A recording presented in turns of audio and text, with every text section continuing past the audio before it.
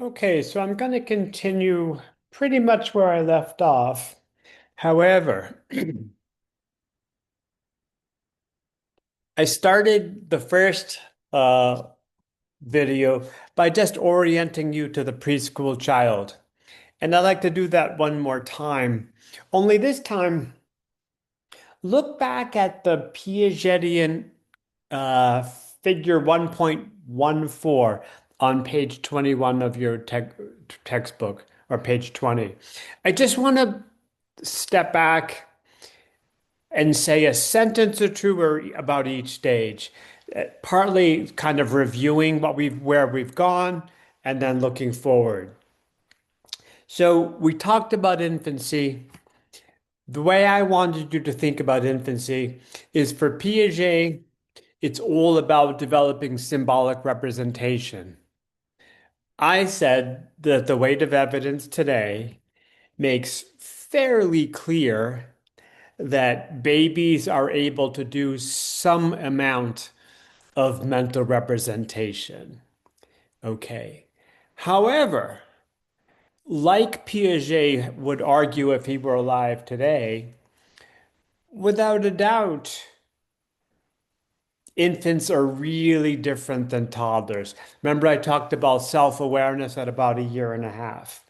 Self-awareness is really the beginning of this second stage, which I'm calling the pre-operational child or the preschooler. So let's say at about age two, three, four, five, six-ish, right? That's what I talked about in my first lecture on this chapter. The preschool child has full-blown, rich mental representation. So when I say rich, think about pretend play. Pretend play is the ultimate in symbolic thought. You know, a little kid running around with a stick and using it as a sword.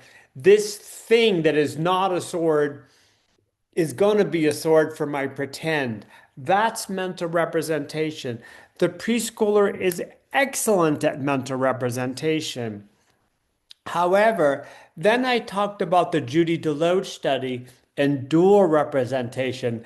That's kind of like a mental representation cartwheel. The notion that this model could be a stand-in for some other thing. That's another level of mental representation. They can't do that. Then another thing I said is preschoolers don't have basic logic. I said they're egocentric. I said they have trouble focusing on different attributes of a thing at the same time. I used the word centration. I'd love you to add that to your thinking because I think it will help you. Um, the book doesn't use that word, which I do find odd, but it's fine. Different, I think would be helpful. I said preschoolers are egocentric. They have trouble, I said they have trouble with logic and causality. Now, stage three on your Piagetian uh, figure. Stage three is going to be what happens at the end of this pre-operational period. Then the kid's going to have logic. Kids with logic can begin accumulating a lot of information. They're also better learners. So in this lecture now, we're going to talk about some of the limitations of pre-operational kind of thinking, and you're going to see that they're less good at learning. You're going to see some reasons why that is. And finally, stage four, better logic and rich capacity for abstract reasoning. So I'm going to jump back to where we left off, but I just thought looking back at that figure as a way of helping you think about sort of how this all fits together might be helpful. All right, so let's get into chapter 9 about where we left off. This is a big chapter, I said that. So we left off at this notion of categorizing, which is really hard. You know, if you have ten dimes and five pennies, you have more coins than you have either dimes or pennies. But to get that, you first of all, you have to override the fact that there's 10 of something, and you have to kind of have a superordinate category. Pre-operational kids can't make that mental leap. Um, they have a lot of trouble. Well, I should say they don't have basic logic, so they can't. They have all kinds of theories. I talked about my nephew's theory about how where milk came from. Elaborate theory. I mean, description, his kind of construction of how the world works. But there's a lot of pre-causal thinking. Cold makes snow, snow makes cold. They just go together. The kid knows that it's got to be cold to snow, and if it's cold, it might snow, but has no underlying understanding of anything remotely like a mechanism. Okay.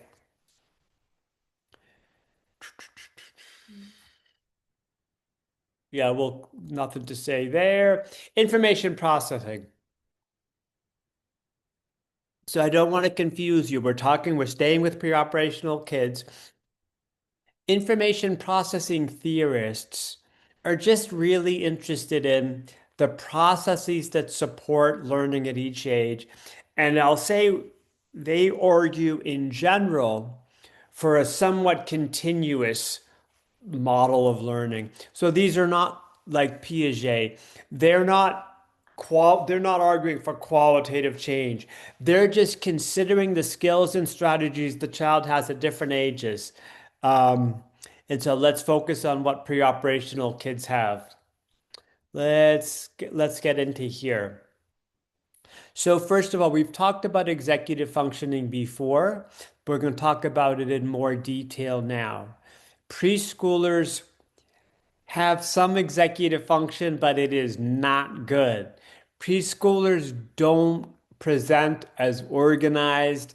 They don't present as kind of thinking ahead. They're in the moment wherever they are. There's not great inhibitory control. There's not great planning. I think the best way to understand executive functions is to look at the tasks that we use to show them. And the book reviews the tasks, which we're going to get to. So when we talked about semantics and language, we were talking about word meaning. Semantics in general is just to think about it as information that's coded. So you have a memory network of a lot of conscious information. Think about semantic memory as information that you could consciously access. It's not in your mind at this moment because you're not thinking about it, but you could consciously ask it. Who's the president? Donald Trump is the president. Where do you live? What do you like to do? What happened to you last Thursday? This is all information you have stored in memory that's consciously accessible. There's a lot of kinds of memory that we don't think about as being explicit. The book in this chapter uses the word declarative for the memory that's consciously accessible. I usually use the term explicit and implicit. It's a little more contemporary, not a big deal. Episodic memory uh, is the memory that for you, kind of like personal event memory. It's the memory that centers around you. So I gave the example of what you did last Thursday could be part of semantic memory. Last Thursday, well, on Thursdays, I always go to blah, blah, blah. On Thursdays, I go to Greeley or whatever. However, I'm capable of really personally remembering, personally experiencing. This morning, I went to a cafe. I met my colleague for work. I can mentally re-experience that. That's what we mean by episodic memory. Sometimes we use the term kind of mental time travel. And that's getting at this idea that we can re-experience it. We can richly re-experience memories for the events of our lives. Interesting factoid. I think there's very good evidence that the big apes that are human-like, chimps and apes and whatever, they are capable of episodic memory, I think. I think elephants are capable of episodic memory. I would bet anything that those big-brained aquatic mammals like whales are, but I don't think your dog is. I don't guess that your dog has the mental capacity to kind of have an I memory. Yesterday, I did this. He had maybe has the feeling of that memory, but um, not that mental time travel. Here, you should think back to what we talked about. Think back to the mirror test with rouge on the forehead. Think back to the period of self-awareness when the child becomes an I, becomes a me. It's all about me, me, me. Um, I think that is necessary for mammals to have capacity for episodic memory. And I'm saying think because a lot of this isn't really well worked out. So let's zoom in on executive functions. Actually, theorists talk about executive functions a little differently, different theorists. Thomas Lamond basically stays with, I would say, the most common view. We think about inhibitory control, flexibility, working memory. Other people include other things. Here's what you should definitely be really clear on. Executive functions are kind of like conscious, thoughtful processes that support your goals. So making a plan. You can't make a plan unless you can kind of flexibly think through the steps and put them in some kind of order. You can't carry out a plan unless you can hold information in working memory. You can't carry out a plan unless you can inhibit competing ideas. So right now I'm in the middle of talking to my computer so I can save this. My refrigerator's right there. You can't see it, but it's about 5 feet away. I could suddenly decide that I want some grapes and jump up and get the grapes. I could completely lose track of what I'm doing. Humans lose track of what they're doing all the time. Adults do. Young children really do. So think back to, again, preschooler, age 3, 4.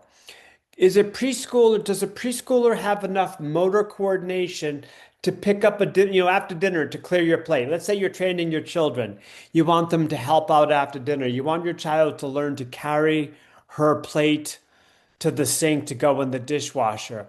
Let's say the plate still has a little bit of food on it.